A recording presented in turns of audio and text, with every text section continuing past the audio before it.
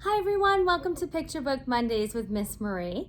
We are celebrating Earth Day this week, and the three books that I'm going to feature all talk about taking care of the earth, gardening, and nature. So let's get started. Our first book is called Up in the Garden and Down in the Dirt. It is written by Kate Messner.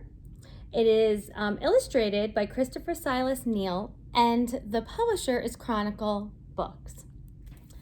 This story is great because you start off with sketches of different tools and different foods and herbs that you can grow in a garden.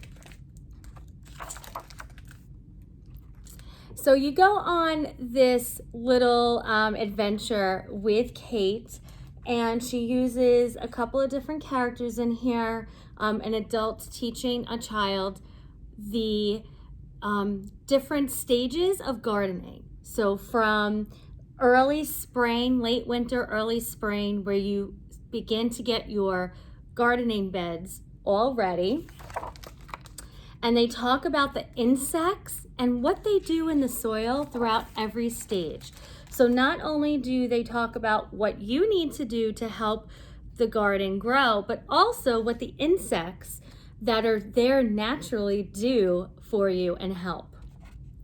It's a wonderful storyline. And the pictures are nice and bright with all the different flowers.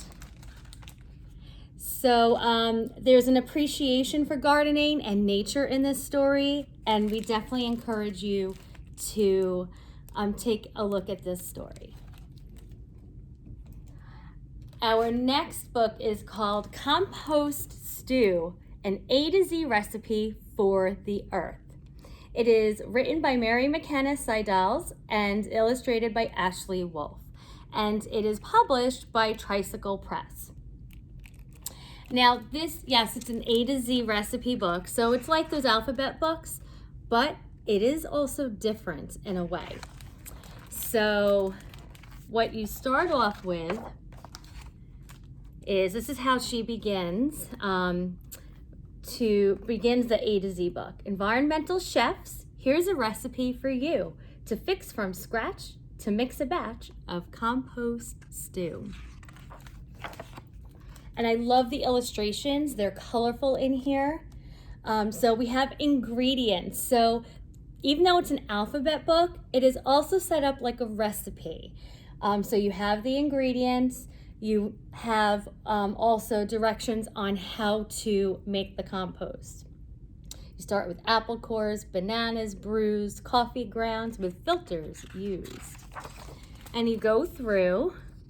You even collect not just food, but even some hair snippings from your own hair. I wouldn't cut your own hair, don't encourage that, but ask when you go to the salon for a couple of pieces of hair to add to your compost. And they just talk about what you can add, how you need to stir it up and mix it up to create your compost. So if you're thinking about starting a compost pile, with your family, with your school group, or homeschooling, this is a wonderful story to look into. Okay, the third book is one of my favorites, and it's a timeless treasure. This is called The Great Kapok Tree. It's a tale of the Amazon rainforest. It is written and illustrated by Lynn Cherry, and the publisher is it's a Gulliver Green book, and that's an imprint of Harcourt Incorporated. Now this is definitely a timeless story because we're always talking about global warming, and yes, this story takes place in the rainforest, but it is true to all woods, all forests, all over the world, right here in your own town as well. So it's about this man actually two men, that walk into the rainforest and they walk in, and there's life everywhere, between birds and monkeys and cheetahs and everything, all animals that you would find in a rainforest. And they're eyeing this great big kapok tree to take down. So what happens is one man goes back, they began to chop it down, the tree, and then he went back, one of them, because he was very tired. He said, this tree is not coming down, I give up. But this other man stays, and he continues to try. Then he gets tired and he falls asleep. So now all of these insects and nature all around him in the rainforest says, he's going to ruin our home. What can we do? How can we encourage him to not take down this tree?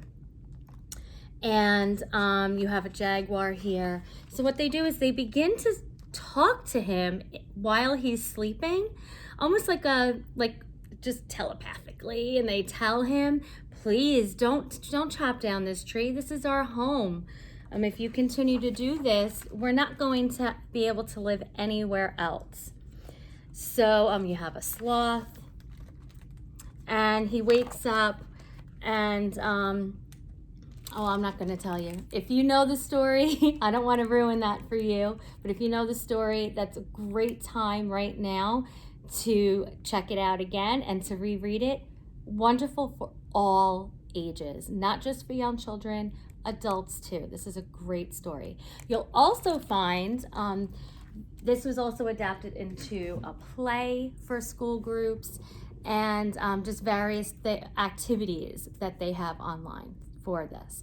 So we hope that you celebrate Earth Day with us. So come on in and check out all of our books that we have all about our wonderful, beautiful Earth.